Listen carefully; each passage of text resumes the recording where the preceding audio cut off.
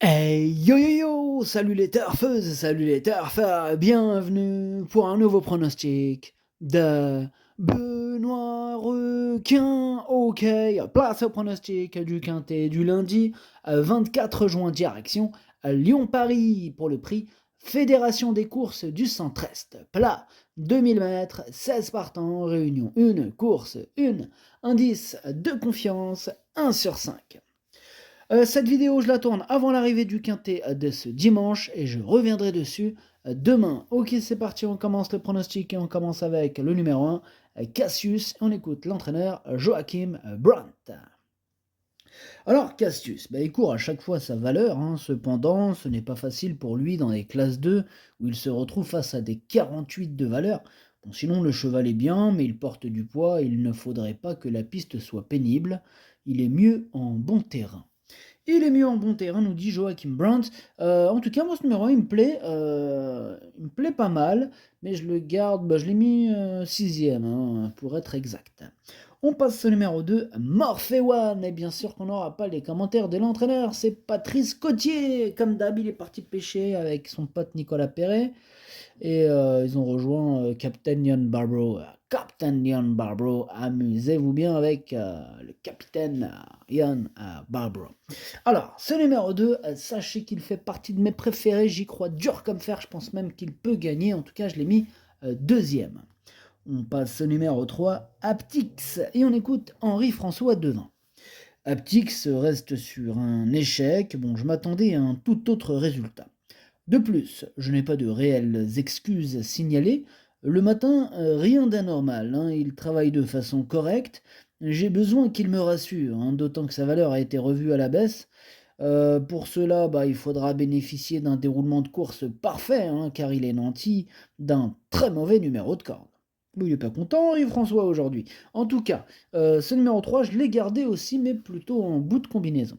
On passe au numéro 4, Esprit Joyeux, et on écoute Jean-Pierre Gauvin. Esprit Joyeux, il est bien, en dernier lieu, sans le port du bonnet, de retour sur 2000 mètres, il a renoué avec le succès. Bon, il faut avouer que je pensais le voir bien courir dans cette configuration, mais je ne m'attendais pas à une victoire. Non mais, franchement, là, agréablement surpris.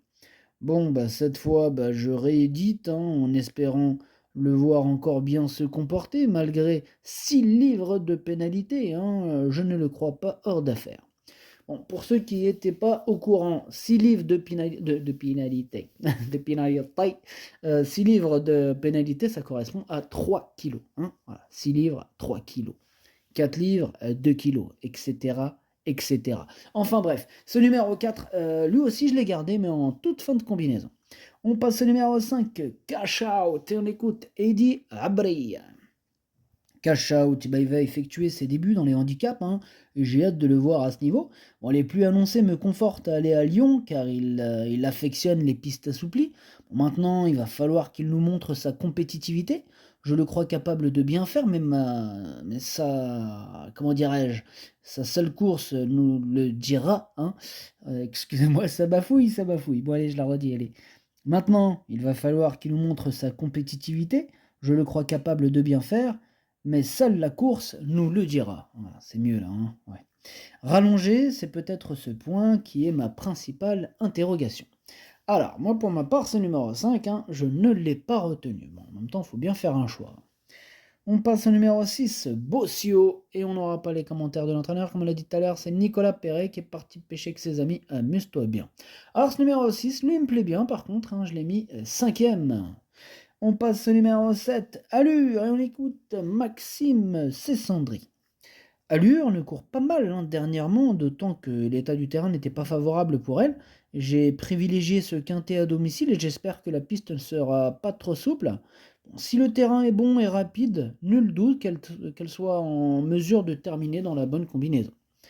Bon, on verra bien, Maxime. En tout cas, moi, ce numéro 7, je ne l'ai pas retenu. Par contre, il est en plein milieu de ma petite liste des possibles troubles faits. Attention. On enchaîne avec le numéro 8, Saint-Hélier. On écoute Rémi Fradet. Saint-Hélier était nanti d'un très mauvais numéro de corde dernièrement et n'a jamais pu venir en bonne position. Le cheval est resté dans une bonne forme et à cette valeur, je le crois capable de bien faire, Dès lors, je persiste à ce niveau. Avec un bon parcours, je ne serais pas surpris de le voir reprendre le cours de ses bonnes performances. Bah moi j'y crois pas ce numéro 8, enfin j'y crois pas trop, j'en ai préféré d'autres, hein, je le retiens pas ce numéro 8. On passe au numéro 9, Bémer, et on écoute Mathieu Brasme. Bah Bémer, il a très bien tenu sa partie dans un lot de bonne facture dernièrement.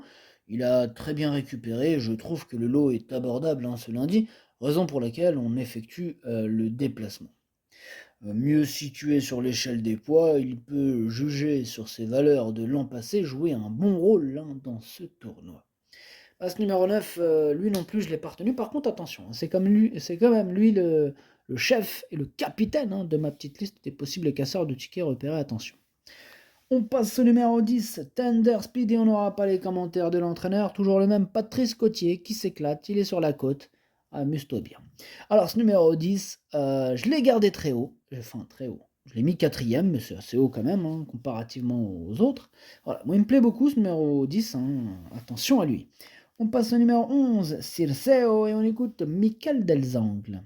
Circeo me paraît bien, il va prendre part à son premier quintet. Sa valeur a été revue à la baisse et je pense qu'il devrait être compétitif en 37,5 de valeur. Mickaël, vous avez dit quoi vous avez dit sa valeur a été revue comment? J'ai dit sa valeur a été revue à la baisse. La baisse, alhamdoulilah. Ah, Mickaël Delzang. Enfin bref, ce numéro 11, c'est lui mon préféré, je l'ai bien sûr installé en tête. On passe au numéro 12, Seabreaker, et on écoute Henri-Alex Pantal. Seabreaker s'est bien comportée dernièrement, hein, puisqu'elle s'est imposée, mais bon, on a vu qu'elle a fait preuve d'un peu de caractère, hein, se laissant un peu aller en début de course. Je pense que la longue ligne droite de Paris va l'avantager. Alors certes, elle a été pénalisée au poids, mais elle devrait pouvoir encore bien se comporter. Ok, merci Henri-Alex Pantal. Eh bien, ce numéro 12, par contre, lui, je ne l'ai pas retenu, mais c'est un regret, c'est mon deuxième cheval de complément en cas nous partons, attention. On passe au numéro 13, Lorenzo de Medici, on écoute Alessandro Botti. Lorenzo de Medici est au mieux, j'ai été très satisfait de sa rentrée dans un handicap de belle facture. Il a montré à cette occasion que l'on pouvait toujours compter sur lui pour essayer de remporter un événement. Il est resté en très bonne forme, avec un bon déroulement de course, nul doute qu'il soit capable de terminer dans les 5 premiers d'un tel quintet. On y va en confiance. Bah pareil, Alessandro Botti, moi aussi je vais en confiance hein, avec ce numéro 13. Je l'ai gardé très haut. Je pense qu'il peut faire mal. En plus, il devrait avoir une petite cote sympathique, ce numéro 13. Moi, je l'ai mis troisième. On passe au numéro 14. Allez, Rio. Et on écoute Andreas Schutz. Allez, Rio est bien. J'espère qu'il va pouvoir bénéficier d'un bon parcours, car lors de son avant-dernière course à Lyon, il était un peu loin. Il est dans un très bel état physique, mais avec lui, tout se passe dans la tête. Ce n'est pas un cheval très courageux et très combatif. Dès lors, il faut que tout se passe pour le mieux durant le parcours. Il aura pour lui de trouver un terrain à sa convenance. Ok, merci Andreas. En tout cas, moi, ce numéro 14, je ne l'ai pas retenu. On passe au numéro 15, Rio d'octobre, et on écoute Jérôme Andreu. Rio d'octobre a remis les pendules à l'heure dernièrement, bénéficiant à cette occasion d'un bon parcours. Pénalisé au poids, on se retrouve en première épreuve où la partie sera plus difficile. Sur sa lancée à l'issue d'un déroulement de course favorable, je vous conseille de ne pas l'écarter pour les places. Ah mais en même temps, on ne peut pas tous les retenir, hein, il faut bien faire un choix. Hein. Moi, ce numéro 15, pour ma part, je ne l'ai pas retenu, mais là, à l'arrière de ma petite liste des possibles troubles, faites attention. Et on termine avec le numéro 16, Henry the Lion, et on écoute Jérôme Régnier. Henry the Lion mérite du crédit avec un petit point, un bon numéro dans les stalles et un terrain qui sera probablement à sa convenance. Cela vaut le coup de tenter. Hein. Bon, il est compétitif à sa valeur et très régulier. Si les choses se passent bien, on peut lui voir une chance.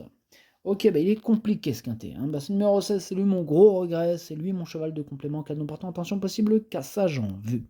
Le pronostic, ça donne 11, 2, 13, 10, 6, As, 3, 4. Merci d'avoir suivi cette vidéo. N'hésitez pas à mettre un pouce bleu si la vidéo vous a plu. Pour accéder à tous mes tickets pour la course du quintet, rendez-vous directement en description de la vidéo. À jouer avec modération. Bonne chance. Chopez-le moi! Ciao.